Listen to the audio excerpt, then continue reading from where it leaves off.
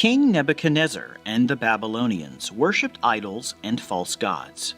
King Nebuchadnezzar made an image of gold that was 90 feet high and 9 feet wide, and he placed it in the province of Babylon. When it was completed, the king called for all the important and powerful people of Babylon to come to the dedication. Then a speaker announced, "This is what you are commanded to do, all you people of Babylon, all nations and men of every language. At the moment you hear the sound of musical instruments and all kinds of music, you are to fall down and worship the image of gold the king has set up in his honor in the province of Babylon. Whoever does not fall down and worship the image will immediately be thrown into a blazing furnace of fire." From then on, whenever the people heard the sound of instruments and all kinds of music, they immediately fell down and worshipped the image of gold that King Nebuchadnezzar had set up. One day, a group of men from Babylon went before the king and said, "O king, you've commanded all your people to fall down and worship the golden image when they hear the sound of instruments and music. You have also said that those of us who do not worship the image will be thrown into a fiery furnace.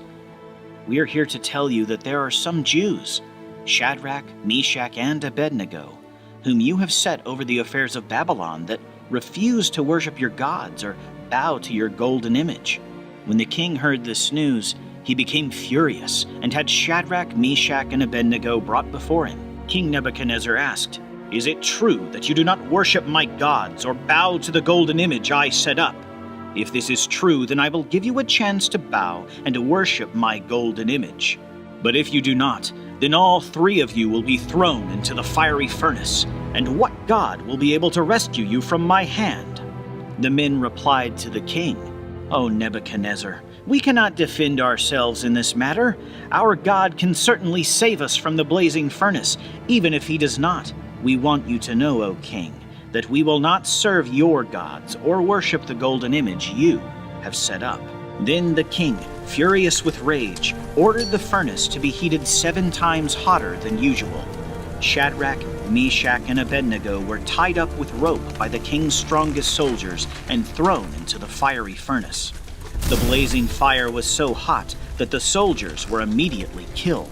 As the king sat watching, he suddenly jumped to his feet and said to his advisors nearby, "Weren't there 3 men who were tied up and thrown into the fire?" They replied, "Yes, O king." And the king replied, "Look, I see 4 men walking around in the fire, untied, and the 4th looks like the Son of God." The king approached the opening of the blazing furnace and shouted, "Shadrach, Meshach, and Abednego, servants of the Most High God, come out and come before me." As Shadrach, Meshach, and Abednego walked out of the furnace toward the king, many of the most important people in the kingdom surrounded them.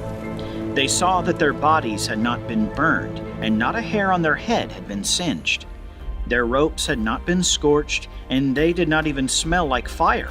King Nebuchadnezzar said, "Praise be to the God of Shadrach, Meshach, and Abednego, who sent his angel and rescued his servants from the fire. They trusted him and defied my command and were willing to give up their lives rather than serve or worship any god but their own. Therefore, I announce today that the people of any nation or language who say anything against the God of Shadrach, Meshach, and Abednego will be killed, and their houses will be destroyed, for no other God can save in this way."